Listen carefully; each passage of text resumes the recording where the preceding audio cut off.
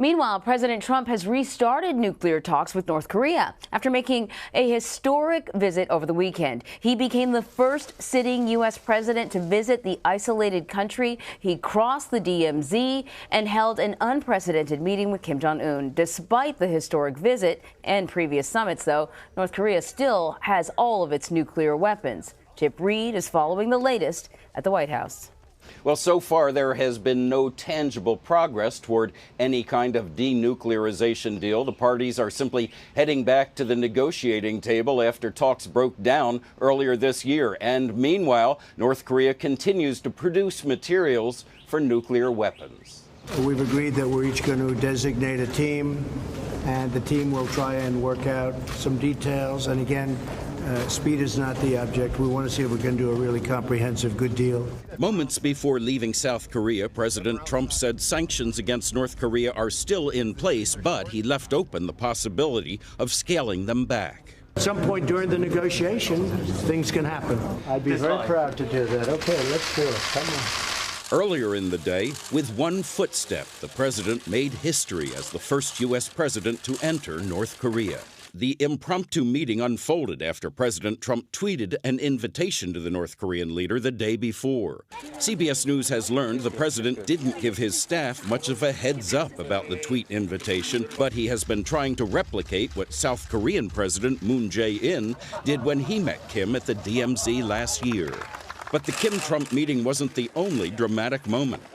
New White House Press Secretary Stephanie Grisham was bruised after getting into a scuffle with North Korean security guards who appeared to be blocking American reporters from the meeting room, where President Trump and Kim spoke privately for nearly an hour. Back home, Democratic presidential candidates expressed concern that the U.S. made no gains. This country is no safer when it comes to North Korea. He keeps having these summits and meetings that really don't produce anything. An initial meeting between U.S. and North Korean officials is expected to happen sometime in the next few weeks. President Trump has made clear he wants Secretary of State Mike Pompeo to be his lead negotiator, but the North Koreans previously made clear they want him nowhere near the negotiating table. Meanwhile, President Trump also said he's going to invite President Kim to the White House for a meeting, but so far there are no details. Anne-Marie? Chip Reid, thank you so much. So for a closer look at this, let us bring in CBSN contributor and Asia Society Senior Fellow, Isaac Stone-Fish. He's joining us now from Berlin. Isaac, thank you so much for joining us. So let's talk about what we saw. Some Democrats and other critics have said, hey, great photo op, President Trump, but did this amount to anything? Others have said, listen, it's worse than a photo op because all those pictures are going to be used to bolster Kim Jong-un in North Korea. So let me get your take on it. When it comes to substance, was anything really accomplished here? Well, it's certainly a historic moment in that Trump set foot in North Korea as a sitting president. In terms of substance, it is much harder to say. It seems like the United States is shifting away from a desire to denuclearize North Korea, which would be fantastic, but seems incredibly unrealistic, and more towards a freeze, which is replicating what previous administrations had done. I think this will be a substantive meeting if it does lead to North Korea being less of an international threat. But it is difficult for Trump to say that the last several years of tensions really brought us any closer to a denuclearized North Korea. Do images like that legitimize Kim Jong-un, like some critics say? And is that a bad thing? Why is that a bad thing? It's so hard to know what's legitimizing North Korea domestically. It's the world's most opaque country. We have very little idea about what is actually keeping Kim Jong-un, one of the world's most awful dictators, in power. I think the question for the United States is whether or not North Korea, led by Kim Jong-un, is worse for American interests and for American safety than a North Korea ruled by whoever his successor might be. Now, if Kim Jong-un does fall from power, it's difficult to know if his successor will be some general who is more aggressive towards U.S. interest, or maybe North Korea will move on the slow path towards democracy, which is what a lot of people hope. So I think it's the devil you know versus the devil you don't.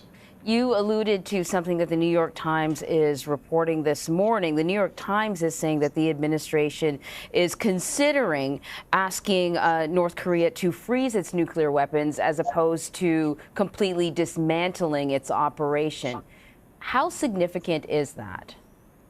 That's significant in that it represents a very large change of strategy for the Trump administration. It's not significant in historic context because a lot of other presidents have tried that policy under different names. The idea being, okay, well, we know North Korea is not going to give up its nukes. Maybe we don't really want to talk about that publicly because it's a little embarrassing to do so. So we'll just try to keep them at the status quo. The Obama administration called a similar strategy strategic patience. And it seems like the Trump administration is moving in that direction. And I think it's probably a pretty good strategy because we have to remember, too, that North Korea poses a very large threat towards Seoul with its stockpile of conventional weapons, chemical weapons, biological weapons. And the nuclear weapons are just a part of the problem. And the real problem is North Korea making threats to the outside world and also the horrific things it does to its own people. Yeah, let's talk a little bit about that, because it certainly seems like human rights violations, it's something that doesn't come up at all. It doesn't seem to register for this administration, but not just this administration. I mean, this has happened before, right? Where when it comes to creating alliances or treaties, sometimes human rights violations are overlooked. Do you expect that it will come up in conversation at all? No, probably not. I think it'll come up in a lot of the Democratic candidates' critique of Trump administration policy, but I don't think it's going to come up in conversations between Kim Jong-un and Donald Trump. It's certainly possible that Trump will continue to bring up the case of Otto Warmbier, the University of Virginia student who died after being returned from North Korea, but it's very unlikely that he'll bring up any of the North Korean human rights abuses against North Korea's own people. And yes, this is something that Trump is being negligent in, and also a lot of other ex-US presidents have been negligent in, and it's not only with North Korea, it's also with our relationship with Saudi Arabia, which again is something Trump is doing, but there's a lot of history with that, with the Obama administration, the Bush administration, basically every other U.S. administration over the last several decades. Yeah. The President Trump places a lot of weight on his personal relationships, his ability to sort of, schmooze with these world leaders. And, his sort of strategy is almost opposite to the strategy we've seen before. Normally, we see sort of underlings gather together. There are meetings. They hammer out an agreement. And really, the world leaders show up to sort of give the ceremonial signature and shake hands. With President Trump, it's the opposite, right? It's him trying to sort of cobble together some sort of personal relationship with the top leader and then working backwards. And that's what we saw over the weekend. He said, listen, we're going to restart these meetings. We admire each other so much. But that's exactly what happened after the last summit. And then the meetings fell apart. U.S. officials complained that North Korea just simply wouldn't show up, or they wouldn't agree to a date to actually meet. So why should we believe the president that something is different now? We shouldn't, but I think we can give him credit for changing strategy and actually going and talking with the North Koreans. I think even in the depths of the Cold War, U.S. presidents would still meet with Soviet leaders, and it's good to have the lines of conversation open. At the same time, I don't think we should believe that things are going to be different this time, or that North Korea is going to suddenly be an easy country to negotiate with. I mean, this has been a problem for decades, in part because they're really, really good at this type of brinksmanship, and they're really good at mortgaging their own people's happiness and economic development to present this united front against the world. So it's a very, very difficult problem that Trump is facing. And I think whether or not it's going to succeed depends in part on what the North Koreans decide to do in the lead up to the election, whether or not they decide to, say, test another nuclear weapon or test a ballistic missile right before the election next November, which really could change the way that Trump sees this. Mm-hmm. Hey, listen, before I let you go, Isaac, I got to ask you about Xi Jinping. And the trade war between China. The president has decided not to continue continue escalating the trade war in that he will not be adding more tariffs to Chinese goods, but he's not scaling back the ones that are already in place after meeting with Xi Jinping. So, good news. What's your take on this announcement? It's a major weekend for Asia news. I think one thing that's really important to remember is that although the president has signaled that Huawei, the Chinese telecommunications giant, will be treated better in the States because of the meeting over this weekend, that doesn't change the relationship that Huawei has with the Chinese Communist Party and with the Communist Party's military, the People's Liberation Army. And so we have to remember that even as the U.S. inserts Huawei into this political debate, it doesn't change the nature of Huawei. It doesn't change the nature of Huawei's relationship with the Chinese state.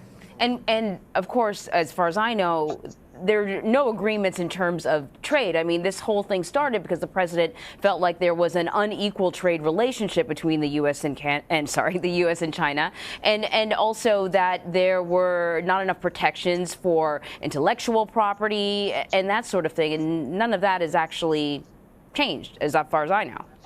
I think what has changed is that things do seem less dire in terms of what the business community wants. I think we've seen some of the global markets reflecting positively to this news. And I will say in Trump's defense, a lot of those frustrations that you just cited about intellectual property do really reflect frustrations that many in the business community and the China watching community have felt for a long time in terms of the way that Beijing conducts trade globally. So we are still in a time of shifting plates with the U.S.-China relationship, and it's really going to be fascinating to see what comes of this. All right, Isaac Stone Fish, thank you very much. Thank you.